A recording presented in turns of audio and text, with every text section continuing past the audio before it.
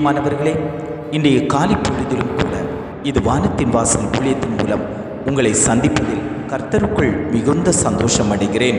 இன்றைக்கு அநேக குடும்பங்களை பார்த்து இந்த குடும்பம் மேன்மை அடையாது, வளர்ச்சி அடையாது, இந்த குடும்பத்தில் ஒரு பெருக்கத்தை காண முடியாது, இது தேவனை துதிக்கிற குடும்பம், அதனால் இது கீழ்மட்டமாகத்தான் போகும் என்று அநேகர் சொல்லுகிற வேளையிலும் கூட ஆண்டவர் உங்களை பார்த்து சொல்லுகிறார், என் வேதாகமத்தை நீ தூக்கி சுமப்பாயானால் உன்னை நான் பெருக பண்ணுவேன், உன் ஸ்தானத்தை நான் உயர்த்துவேன், உன்னை நான் உயர்ந்த இடத்துல வைப்பேன், நீ குப்பையில் கிடந்தாலும் உன்னை நான் கோபுரத்தில் கொண்டு வைப்பேன் என்று ஆண்டவர் இன்றைய காலை பொழுதில் வாக்கு கொடுக்கிறார். இன்றைய காலை பொழுதிலும் கூட ஆண்டவர் நமக்கு தரக்கூடிய நல்ல வார்த்தை என்னவென்றால், ஏசாயா 54 அதிகாரம் 3 வசனத்தின் முதல் பகுதி இவ்வாறாக சொல்லுகிறது, நீ வலது புறத்திலும் இடது புறத்திலும் இடம் கொண்டு பெருகுவாய். வசனம் இவ்வாறாக சொல்லுகிறது, நீ வலது புறத்திலும் இடது புறத்திலும் இடம் கொண்டு பெருகுவாய். ஆண்டவர் சொல்லுகிறார் தேவ பிள்ளைகளை பார்த்து, நீங்கள் வலது புறத்திலும் இடது புறத்திலும் இடம் கொள்ளாத மற்றும் அளவும் நீங்கள் பெருகப் போகிறீர்கள். உங்களுடைய தலைமுறைகள் பெருக்கம் அடைய போகிறது. உங்களுடைய வளர்ச்சியில் ஒரு பெருக்கம் அடைய போகிறது. நீங்கள் இழந்து போன தாளந்துகளை பெருக பண்ண போகிறீர்கள். எவைகளையெல்லாம் இழந்து போய் நிற்கிறீர்களோ அதெல்லாம் பெருக பண்ண போகிறீர்கள். ஆண்டவர் சொல்லுகிறார், நீ வலது புறமும் இடது புறமும் இடம் கொள்ளுகிற அளவில் நீ பெருக்கம் அடைய போகிறாய் என்று ஆண்டவர் சொல்லுகிறார். உன்னை ஏளனமாய் பார்த்த ஜனங்களுண்டு, இந்த குடும்பத்தை கை சூண்டி பேசின ஜனங்களுண்டு, இந்த குடும்பம் வளராது, இந்த குடும்பம் இனி இப்படித்தான் இருக்கும், இந்த குடும்பத்தில் ஒரு மேன்மை இல்லை, இந்த குடும்பத்தில் இருக்கக்கூடிய பிள்ளைகளுடைய காரியத்தில் ஒரு மேன்மை இல்லை, வளர்ச்சி இல்லை, அதிகாரத்தினுடைய ஸ்தானம் இந்த குடும்பத்தில் இருந்து எழும்பாது என்று அநேகர் உன்னை கை சூண்டி பேசியிருக்கலாம். ஆண்டவர் சொல்லுகிறார், அவர்கள் பேச்சை நான் முறியடித்து உன்னை வலது புறமும் இடது புறமும் இடம் கொண்டு பெருகும் அளவும் உன்னை நான் மேன்மைப்படுத்துவேன், உன்னுடைய ஸ்தானத்தை உயர்த்துவேன். நீ எந்த இடத்துல விழுந்து கிடந்தாயோ அதே இடத்துல உன்னை நான் தலை நிமிர பண்ணுவேன், உன்னை வாலாக்காமல் தலையாக்குவேன் என்று ஆண்டவர் இன்றைய காலை பொழுதில் குடும்பங்களை பார்த்து பேசி கொண்டிருக்கிறார். அநேக குடும்பங்களில் சிறையிருப்பு என்கிற போராட்டம் குடும்பத்தில் இருந்து கொண்டிருக்கிறது. சத்ருவானவனுடைய கிரியை இன்றைக்கு அநேக குடும்பங்களை ஆட்டி படைத்து கொண்டிருக்கிறது. வேலை செய்கிற காசெல்லாம் வீணாகவே செலவு செய்யக்கூடிய அளவில் இன்றைக்கி சத்ருவானவன் குடும்பத்துக்குள்ளாடி ஒரு பலவீனத்தை கொண்டு வந்து போடுகிறான், ஒரு பயப்படுத்தலின் ஆவியை பூத்தி விடுகிறான். இவர்கள் இனி மேன்மை அடையக்கூடாது, இவர்கள் தேவனை இனி துதிக்கக்கூடாது, இவர்கள் இனி தேவனை ஆராதிக்கக்கூடாது, வேதம் வாசிக்கக்கூடாது, இவர்கள் தேவனுக்கென்று ஓடக்கூடாது என்பதற்காக பல கண்ணிகளை குடும்பத்துக்குள் போட்டு அவன் குடும்பத்தை அலைக்கழித்து கொண்டிருக்கிறான். குடும்பங்களுடைய வளர்ச்சியை தடை பண்ணி வைத்திருக்கிறான். ஒரு பொத்தலான அனுபவத்தை போல குடும்பத்தை அவன் ஆட்டி படைத்து கொண்டிருக்கிறான். ஆண்டவர் சத்துருவை பார்த்து சொல்லுகிறான், சத்துருவே நீ சிரிக்காதே, விழுந்தாலும் இந்த குடும்பம் எழுந்து நிற்கும், உனக்கு முன்பாக நான் எழுந்து நிற்க வைப்பேன், இவர்களை நான் மேன்மைப்படுத்துவேன். எந்த ஸ்தானத்தில் இவர்கள் விழுந்து கிடக்கிறார்களோ அதே ஸ்தானத்தில் உன் மத்தியில் அவர்களை உயர்த்தி காண்பிப்பேன், நீ அவர்களை பார்த்து வெட்கப்பட்டு போவாய் என்று ஆண்டவர் இன்றைய காலை பொழுதில் வாக்கு கொடுக்கிறார்.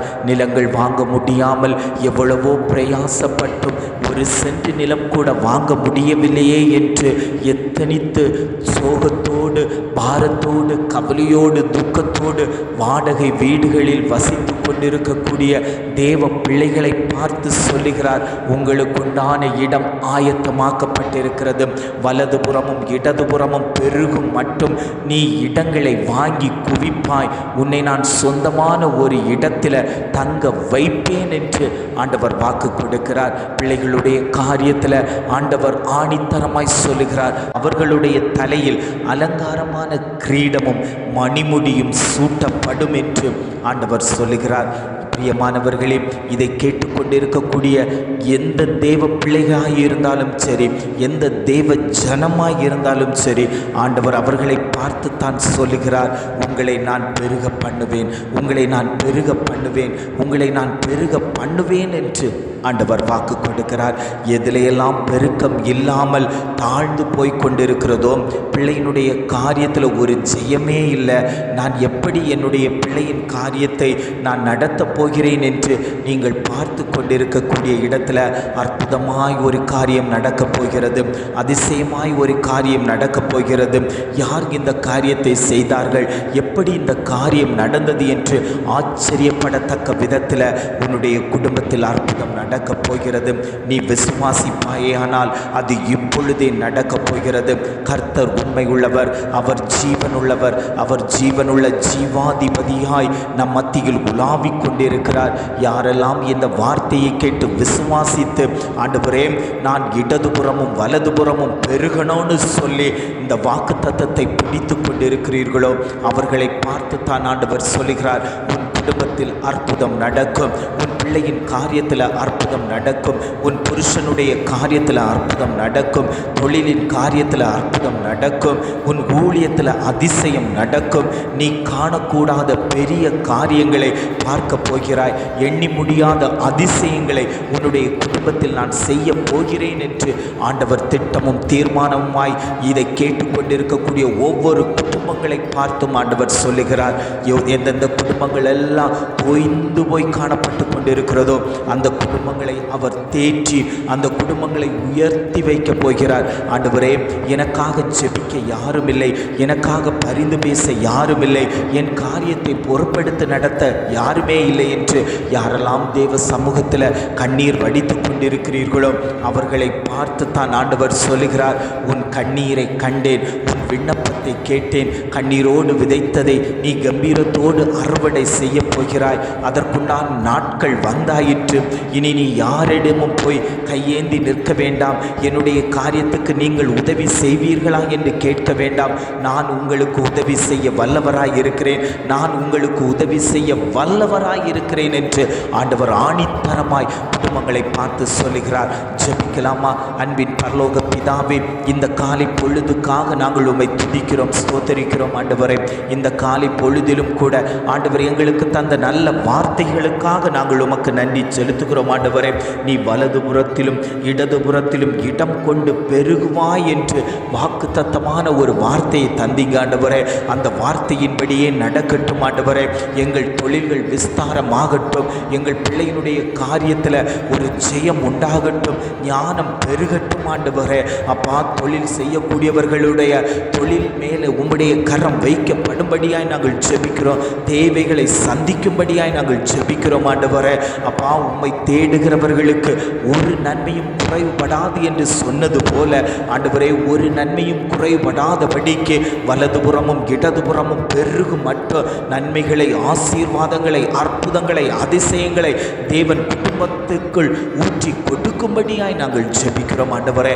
குடும்பத்தில் அசைவாடி கொண்டிருக்கக்கூடிய அந்த பொல்லாத கிரியைகள் அழிக்கப்படட்டும், கண்ணிகள் பொட்டி தரிக்கட்டும். ஆண்டவரே, வருட கணக்காய் வியாதியோடு காணப்பட்டு கொண்டிருக்கக்கூடிய மகளை தேவன் தொடுவீராக.